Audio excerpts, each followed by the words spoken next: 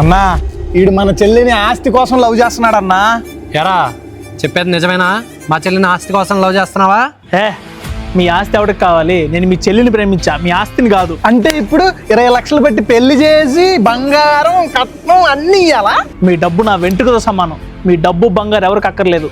పెళ్లి నా సొంత డబ్బులతోనే చేసుకుంటా నేను. అరుస్తున్నా. ఏమన్నావు? నేనేమన్నా? అదే ఇందాకేదో అన్నావు కదా, మళ్ళీ చెప్పు. అదే మీ డబ్బు బంగారు నాకు. ఒక్క నిమిషం. అరే ఫోన్ తీసి రికార్డ్ చేయరా. రికార్డ్ చేసుకో. ఇప్పుడు చెప్పు. మీ డబ్బు బంగారు నాకు అవసరం లేదు. నా సొంత డబ్బులతో నేనే పెళ్లి చేసుకుంటా. చేసుకో.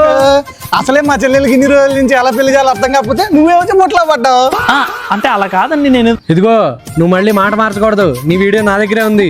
నువ్వు మాట మార్చావనుకో, నీ వీడియో తీసుకెళ్లి యూట్యూబ్లో పెట్టి పోలీసులతో చెప్పి రచ్చరచ్చ చేస్తా. పదరా తమ్ముడు. నీ అమ్మ నేనేదో మూవీలో డైలాగ్స్ ఎమోషనల్గా చెప్పారా? అన్నయ్య నీకు 5 తులాలు నాకు 5 తులాలు పెట్టమని అడుగుదామా? అవసరం లేదురా, పెళ్ళి అయ్యాక మన చెల్లె తీసుకొస్తుంది.